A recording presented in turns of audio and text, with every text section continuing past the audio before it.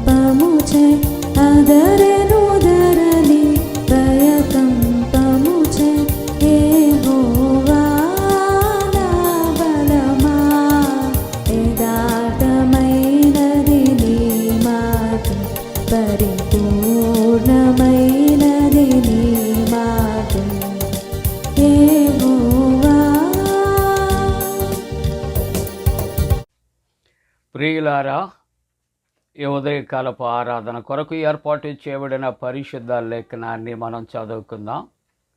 అందరము కూడా పరిశుద్ధ గ్రంథాలు తెరచి సామెతల గ్రంథము 1వ అధ్యాయము 4వ వచనాన్ని కలిసి చదువుకుందాం. సామెతల గ్రంథం 1వ అధ్యాయం 4వ వచనాన్ని కలిసి చదువుకుందాం. జ్ఞానము లేని వారికి బుద్ధి కలిగించుటకును, యవనులకు తెలివియు వివేచనయు పుట్టించుటకును తగిన సామెతలు. 2వ భాగం కలిసి మరలా చదువుకుందాం. యవనులకు తెలివియు వివేచనయు పుట్టించుటకు తగిన సామెతలు. ప్రియమైన దేవుని కుటుంబీకులారా, ఈ ఉదయకాలపు ఆరాధన ద్వారా ప్రభువుని ఆరాధిస్తున్న కుటుంబాలకు శుభాలు.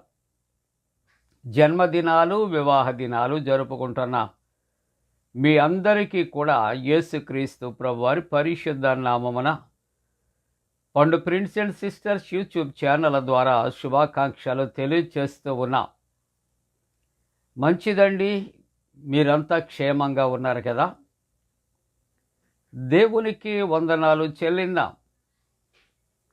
సామెతల గ్రంథములో మనం చదివినటువంటి వాక్య భాగములో వాక్యాంశాన్ని మనం కలిసి ధ్యానిస్తూ ఉంటుండగా మనకు ధ్యానాంశము యవనస్తుల జీవిత విధానం. యవనస్తుల జీవిత విధానం మానవుని యొక్క జీవిత దశలో రెండవ దశ యవ్వన దశ. ఈ యొక్క యవన దశ కొరకు ఒక మాట ఆలోచన చేస్తూ ఉంటున్నప్పుడు ఇట్స్ ఎ టర్నింగ్ పాయింట్. జీవితము అనేది సజావుగా సాగిపోవాలన్నా,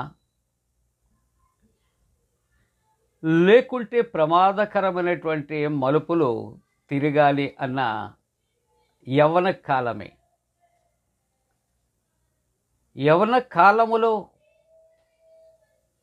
మనస్సును మార్చుకొని దేవుని ఎడల భయభక్తులు కలిగి జీవించగలిగితే తక్కిన జీవిత దశలు అన్నీ కూడా సుఖ సంతోషాలతో సాగిపోతాయి. యవ్వన కాలములో కలిగే తొందరపాటును బట్టి దారి తప్పుచూ ఉన్నప్పుడు, మార్గాలు మెలికలు తిరుగుతూ ఉన్నప్పుడు, ఊళ్ళు ఏలుతూ ఉంటున్నప్పుడు రాతలట రాళ్ళు ఏరవలసిన అవసరత వస్తుందట. కాబట్టి యవన జీవితము చాలా ప్రాముఖ్యమైన దశ. యవనస్తులు అనగా అది స్త్రీ అని పురుషుడు అని రెండు విధములైన వ్యక్తులకు, వ్యక్తిత్వాలకి సరిపడినటువంటిది యవన దశ. కనుక ఈ యవన దశలో ఎవరు మార్గదర్శి అని ఆలోచన చేస్తే ఇంకెవరండి? యేసుక్రీస్తు ప్రభువే మనకు మాదిరికరమైన వ్యక్తి. అవునండి, పెద్దలు చెప్పే సామెత మొక్కగా ఉన్నప్పుడు వంగకపోతే మ్రానుగా ఉన్నప్పుడు వంగదు. ఈ యవ్వన దశ ఎటువంటిది అంటే జీవితానికి, జీవితంలో తొందరలు కలిగించే దశ. అన్నీ నాకే తెలుసు అని అనుకునే దశ, భ్రమలో జీవించే దశ. అటువంటప్పుడు సెల్ఫ్ కంట్రోల్ అనేది లేకపోతే ఆ యవనస్తుడు వీధిన పడటం తథ్యం, తల్లిదండ్రులు కన్నీళ్లు కాల్చటం అనేది సత్యం. కాబట్టి సామెతల గ్రంథకర్త ఈవేళ సామెతల గ్రంథములో 1వ అధ్యాయములో 4వ వచనము 2వ భాగములో ఆయన హెచ్చరిక చేస్తా ఉన్నాడు. యౌనులకు తెలివియు వివేచనయు పుట్టించుటకు. ఏంటో చెప్పండి? తెలివియు వివేచనయు పుట్టించుటకట ఈ సామెతలు అని ఇక్కడ జ్ఞాని అయినటువంటి సొలొమోను ఆయన తెలియచేస్తా ఉంటూ ఉన్నాడు ప్రియులారా. కాబట్టి ఉదయకాలపు ఆరాధనలో ఆలోచన చేస్తే ఈ మాటలు అన్నీ మాకు తెలుసు, ఎప్పుడో చదువుకున్నా అనే ఆలోచనతో కాక దేవుని యొక్క మాటలు పదే పదే మనల్ని హెచ్చరిక చేస్తూ ఉన్నాయి. అంటే మన జీవిత విధానము మార్పు చెందాలనే దేవుని యొక్క ఉద్దేశం. అందుకే 119వ సంకీర్తన 9వ వచనములో యవనస్తులు దేని చేత తమ నడత శుద్ధిపరచుకొందురు అని ఒక ప్రశ్న వేసి జవాబు దైవవాక్యం అంటుంది. నీ వాక్యమును బట్టి, ఆ వాక్యమునట జాగ్రత్తగా చూచుకొనుట చేతనే కదా. దేవుని వాక్యము దేవుడయ్యున్నాడు, దేవుడే వాక్యమయ్యున్నది. వాక్యం చదవటం, వాక్యం కంఠస్థ పెట్టడం, వాక్యం అప్పగించటం ప్రధానమైన పాత్ర కాదు.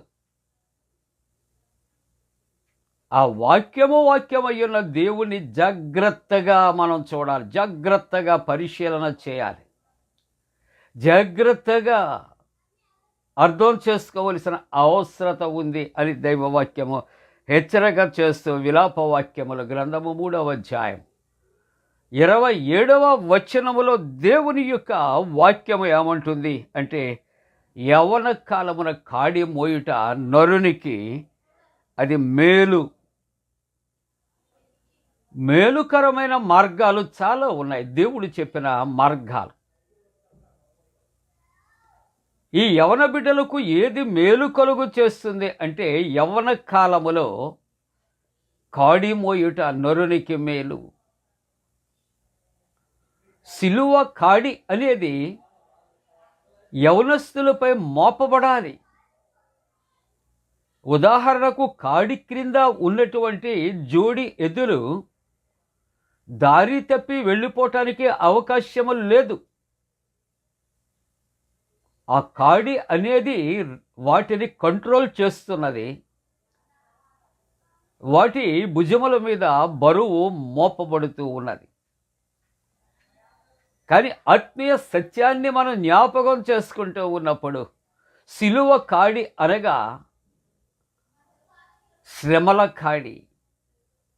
అది మోసేటప్పుడు ఓర్పు కావాలి, సహనము కావాలి, సద్గుణము కావాలి, అవగాహన కావాలి. అందుకని యవ్వన కాలములో కాడి మోయుట నరునికి మేలు. సిలువ కాడి క్రింద ఉన్నప్పుడు తప్పిపోవటానికి ఆస్కారము లేదు ప్రియులారా. అందుకనే దేవుని యొక్క వాక్యములో తిమోతికి వ్రాసిన మొదటి పత్రిక 4వ అధ్యాయము 12వ వచనములో మనము ఒక వాక్యాన్ని చదువుకుంటే, ఎలాగూ ఉండాలి యవనస్తులు అలా అనుకోవచ్చు, విద్యావంతులము, పెద్ద పెద్ద గొప్ప గొప్ప ఉద్యోగస్తులము. కానీ విద్య ఉద్యోగము అనేవి ఒకవేళ సన్మార్గులుగా చేయటం అనేది కష్టమేమో. అందుకనే దేవుని యొక్క వాక్యములో యవనస్తులు ఏ విధమైన మాదిరి కలిగి ఉండాలో ఇక్కడ భక్తుడు తెలియచేస్తూ అంటాడు, విశ్వాసులకు మాదిరిగా ఉండాలి. ప్రేమ, విశ్వాసము, అలాగే మాటలలో పవిత్రతలు, ప్రవర్తనలో, వీటన్నిటిలో విశ్వాసులకు మాదిరిగా ఉండవలసిన అవసరత యవనస్తులకు ఉంది ప్రియులారా. యవన కాలంలో కాడి మోయుట నరునికి మేలు అంటే, ఇటువంటి సత్సంగతులు అవగాహన చేసుకొని అవలంబించి క్రీస్తును మాదిరిగా ముందు ఉంచుకొని క్రీస్తు ప్రభువును హృదయంలో ప్రతిష్ఠించుకొని ఆయనకు కలిగినటువంటి ఓర్పు సహనాన్ని మనం కలిగి ఉండాలి అని చెప్పి చివరిగా సామెతల గ్రంథములో 11వ అధ్యాయంలో 12వ వచనములో దైవవాక్యం అంటుంది, వివేకి అయిన వాడు మౌనముగా ఉండును. వివేకి అయిన వాడు మౌనముగా ఉండును.